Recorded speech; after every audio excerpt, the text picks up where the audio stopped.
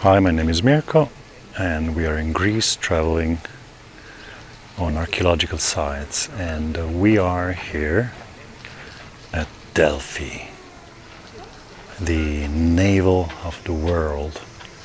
Okay, we are getting closer to the temple, and what do we find here? A first instance of a polygonal wall. It's very dark stone, so I'm not sure you can see it. I zoom a little bit on it, but this is very low, but it's polygonal. That's actually the reason, one of the reasons we came here. The whole site of Delphi, which is officially dated around the 7th, 8th century BC. There are recounts that say it was in use already a lot before, so at least 14th century BC, but maybe even earlier, because before it became the sanctuary of this oracle Pythia, it was already a place of worship of the goddess Gaia. So again, long history. So this is what I believe to be the oldest temple of Athena, 12th century BC, and you can see, as usual, the boulders are the biggest. These basement rocks are really big. They're certainly more than 2 tons. And I find it also strange that they would build 3 temples of Athena, one after the other, in the same location, just leaving the ruins of the previous one around like this. But maybe, I'm not sure. Also, these columns are really thick and big pieces of column. So still the oldest temple, and as you can see, this is again a very huge basement boulder, or slab more than a boulder. And here there's more down on the bottom. We can really see the size. This is also a very huge slab. It starts there. It's at least 1.20 meters, I would guess, here. And then it goes on for 2.5 meters. According to what the inscription says here, this was the latest temple of Athena. Then we have the rounded omphalos. It's not better specified. And then there was an older temple of Athena, which I believe was the one we showed before with the big basement stones. So to the west of the Omphalos temple and the Athena temple there, we have this one building, which is not even indicated on the small map we found here on the information board. It has no name, we don't know what it is, but we just know that it's the only building with polygonal walls. You cannot see it from here, but I showed it before from downstairs. We are now inside the archaeological site of Delphi. There's quite a lot of people.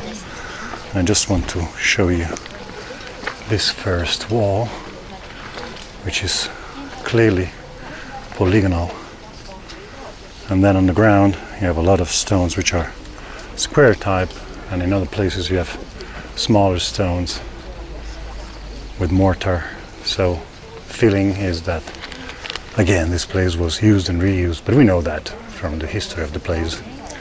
It was kept alive almost until the 3rd to 4th century AD. So just to show you the mixture of architectural styles here, we have columns with walls with bricks in between, very nicely decorated actually. And then just nearby there's a piece of a polygonal wall with huge stones. You can see more over there, smaller parts. Let's see if we can get up there. And then if we just move a little bit further, we get into perfectly square type of stones. Huge blocks, but it's square. Some very nicely preserved, so some less nicely preserved. Some knobs here on these blocks here. Some writings on them as well. Here we have this small piece of wall with a perfect joint, a polygonal joint there, and there as well. It's probably something which is left.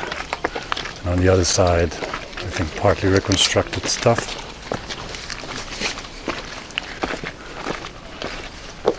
Yeah, it's a real mixture.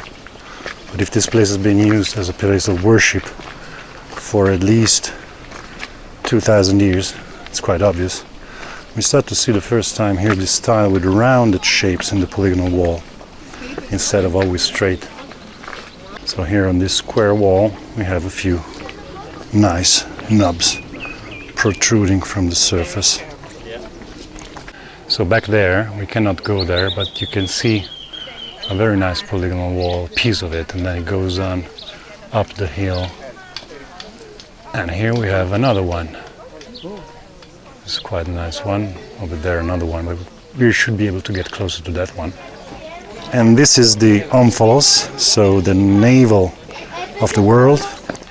And the story goes that Zeus put two eagles in the sky, one east and one west, and they flew toward each other, and when they met, it was right at this place. And so this was the navel of the world. Even though this is not the original stone that was here, the original is in the museum and it's much better decorated. So, and this is probably the most famous polygonal wall of Delphi. It's supposed to be the temple of Apollon retaining wall.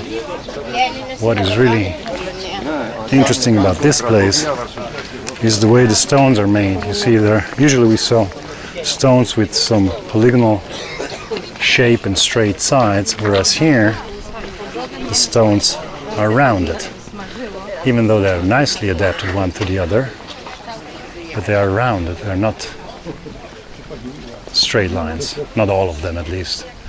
And the wall is, I guess, at least 60, 70 meters high. You can get a little bit closer here, but you cannot go in. Anyway, this is an amazing wall. Really, it seems like the stones were spread one over the other. So just a few details of this wall now that we can get closer. And you can see that one block is really big. Even though there's kind of a straight line here.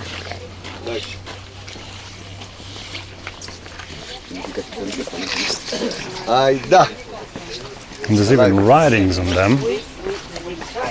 There's writings on them.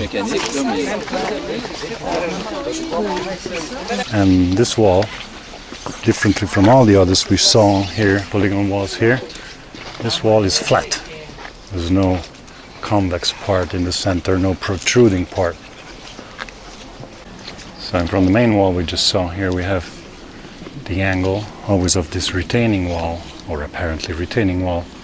And look at the joints here, really strange shape.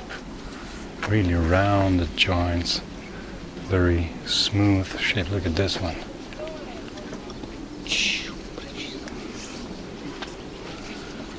Like a wave going on.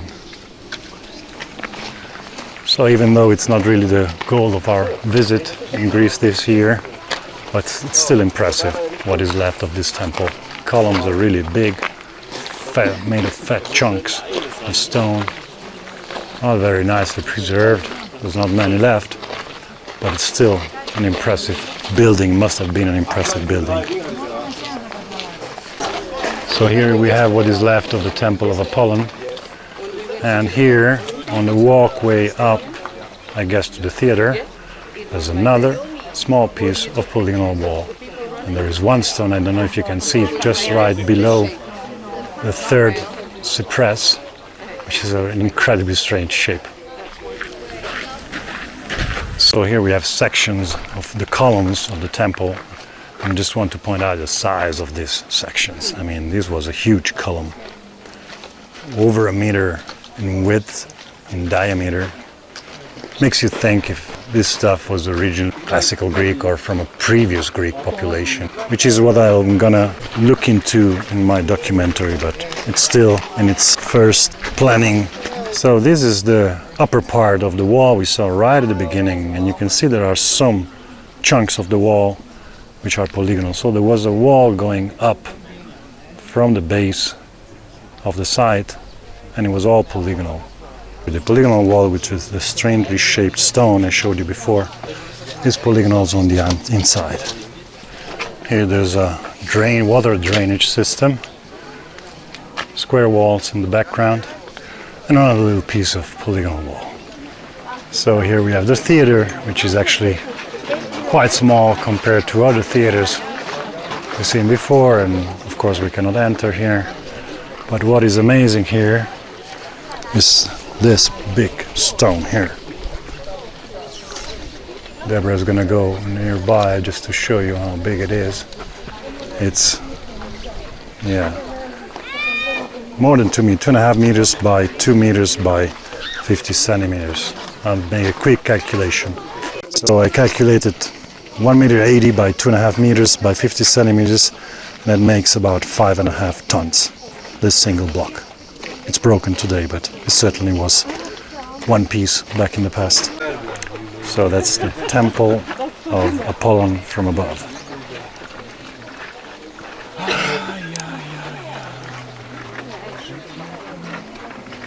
You can see the theater, you can see the temple of Apollon, other small temples and shrines, and you see the whole place is built on the side of a mountain going up pretty steeply. So that's another particular thing about Greece. These cities are sacred places built on the sides of hills, not always on top as we have seen rather happens in Italy. So we are almost on top of the place. Here it's a stadium, but what is interesting is that again here we have a polygonal wall holding the sides of the stadium. It's a different kind than the one we saw in the platform below. Yeah, like a hybrid. It's got some parts with straight stone, some parts. It's not a precise wall, but some little effort has been made to make it polygonal, at least parts of it. And anyway, it's a different style. It's not got the rounded part. It's more like we've seen before here in Greece. So straight sides, but joining together with other stones. But still, it's strange that they would use this technique. So here is the stadium, and it's very disappointing that the more you pay a ticket for the entrance, the less you can see. You cannot go anywhere in this stadium. There's a fence here. That's the closest we can get. So we are here right on the side of the theater. There's a square wall here, and here another small part of a polygonal wall. I cannot help wondering why would you do different styles of construction. And by the way, on that wall there, as well as others, the square blocks wall, we've seen some knobs. According to some, the knobs were used to have a leverage point to carry the stones. The point is that those stones are amongst the smallest we have seen here. So that may not be the correct explanation. So this single block, which I guess was on top of the columns of the Temple of Apollon, but I'm not sure what it was. Anyway, I measured it about 4 meters long by 1 meter 20 high by 1 meter thick, and that would make a total weight of about 18 tons. So this single disc, which is the basis of I don't know what, anyway, it's a disc of rock. It's now broken on this side. But anyway, I measured it 3.5 meters in diameter and about 0.5 meter thick, and that would make a total weight of about 8.5 tons. Just to give you some scale of the size of the blocks we got here. And here you can do anything. You get close to that thing and they're already call you back. You cannot go there. So it's really, you pay a lot of money to get in compared to anything else we've been to here in Greece. And you cannot go anywhere. You cannot see anything. So these places have been here for at least 2,000 years, maybe 2,500, maybe 3,500 years. Nowadays you cannot walk anywhere. I'm not saying you should walk everywhere, but at least get a bit closer to these walls. You cannot even get, I mean, you see where the fence is, 3 meters, you cannot go closer than that. It's like a museum in the open air. Just another detail of the nicest polygonal wall we've seen here. Look at the cut here between these two stones.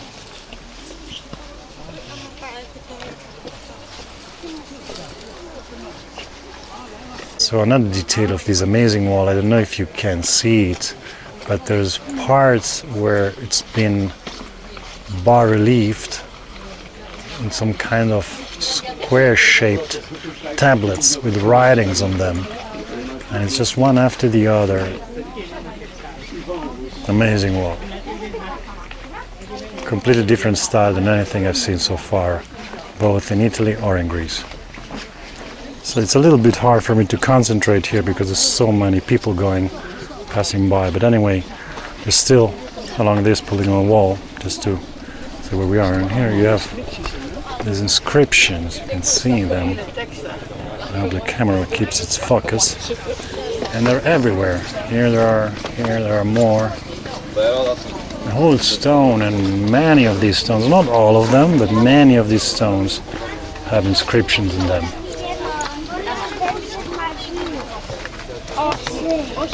Then down here, these are more rough and have no inscriptions.